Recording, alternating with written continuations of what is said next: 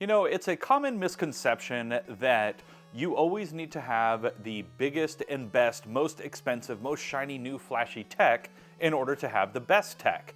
And frankly, that's just wrong. You don't need the flashiest stuff. You don't need the newest, the latest, and greatest. It's fun to get those things, but they are not necessary for you to have an enjoyable experience. Hey, what's up everyone? GameDad here, and today I am going to talk about my media room setup. Now, one of the big things that I did is in the measurements of my space, I looked at the kind of tech that I wanted to have in there, and I knew for my space it was the right kind of size and I would be back far enough to be able to enjoy an 85-inch screen. Did I get the latest and greatest one? No, I did not. I didn't need an OLED screen or anything like that, especially because it was going to cost about 4 times as much as the one that I did get. And another thing is audio in the room. Now, I am no audio expert or anything like that. I'll let the folks over at companies like Bose be the experts because, frankly, they are. And in researching what I should do for my audio setup, I was debating on going with a full surround sound system, but it wasn't going to be necessary. And according to folks like Bose, it's really not, because soundbars have come a long way. So today I am talking about the soundbar that I got in my media room and why it's a perfect example of I didn't need something huge, I didn't need something that cost thousands of dollars, and I was able to get something that not only fills the space in a very nice way, but it sounds amazing doing it. Now, the size of my space is roughly 12.5 by 16.5 feet, or right around 200 square feet. It's a little bit over, but we'll just call it 200 square feet for a nice round number. And in a space like that, I didn't end up needing anything like a massive, 9.1.2 system where I have a bunch of satellite speakers all around me, and then I also have my nice center speakers, and then I also have 2 subs or things like that. I didn't need any of that because it was going to be major overkill for the space, and on top of that, the speakers alone would have been thousands of dollars. Then I would have needed a receiver and all kinds of other stuff, and I just didn't need that. So I went with a soundbar, and I picked up a 480 watt LG 3.1.3 soundbar. Now, this is a soundbar that supports Dolby Atmos, and some consoles can support that nowadays. Most things can't, and unless you are some sort of audiophile who is very into their audio, or if you really enjoy Blu-rays and movies and things like that that are really giving you the absolute max that you can get, like full cinema quality, then you're not really going to need anything with Atmos. It's cool that it has it, but it was unnecessary for my needs. And instead of it costing me thousands of dollars, full retail, this particular one is $900. I didn't want to spend that. Luckily, Best Buy had a sale going on at the time, and I was able to get this same soundbar that's $900 retail for $400. So, pretty darn good price on there, and it gave me everything that I wanted, everything I needed, and it gave it to me in a very small budget when compared to if you were to do the same kind of sound in a full surround sound system.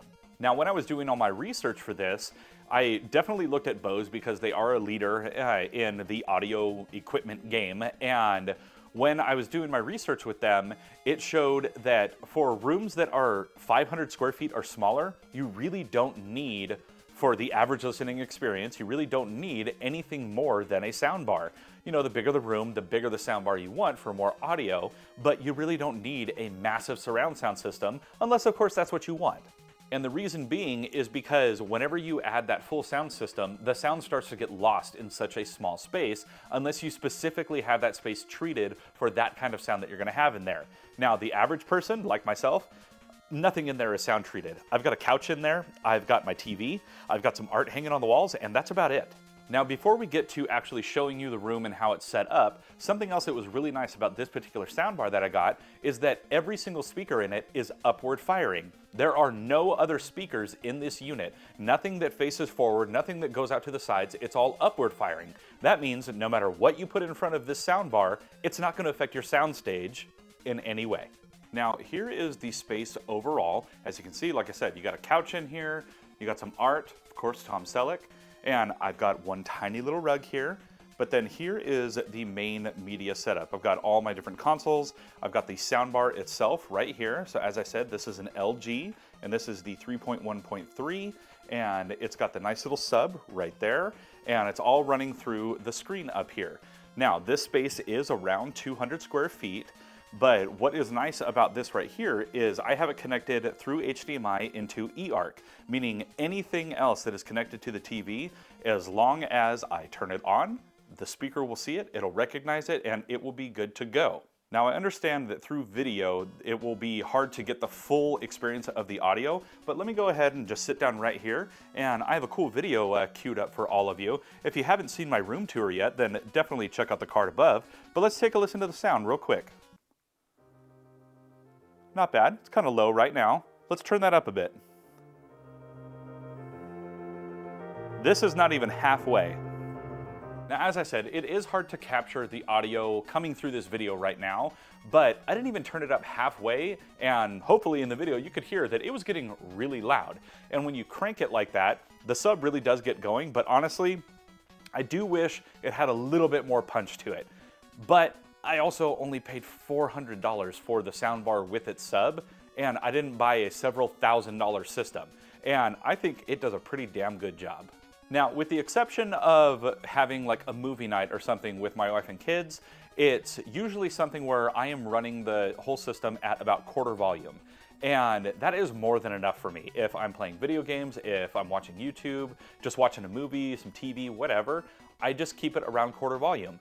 And we'll bump it up a little bit from there, maybe another 10% or so, anytime it's an actual movie to really get, more of a movie-going experience. I also just wanted to say before we went any further that this is not a sponsored video in any way. I bought this with my own money after doing research on my own, and I just liked what this had and what its capabilities were, of which were the abilities to connect to it. It runs via HDMI, it will run via optical cable, it will run via Bluetooth, and it'll run via USB.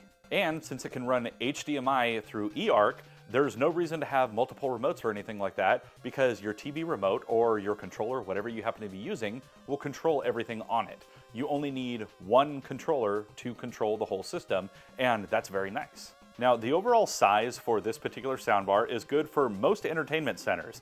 It is 39.4 inches by 2.5 inches by 5.3 inches, and it weighs 9.9 pounds, and it has a 22.1 pound subwoofer that's 7.9 inches by 16 inches by 15.9 inches. Now, is this the best soundbar out there that money can buy? No, absolutely not. Is this a perfect soundbar for a small space like mine? Yes, absolutely it is. Is this the perfect soundbar for me and for my listening tastes? Yes, it is. A large deciding factor for me on this was definitely the price. Now, full retail, it is $900, but it is constantly on sale, and $400 at Best Buy, I couldn't beat that, and that clearance sale was definitely a help in making my purchase decision.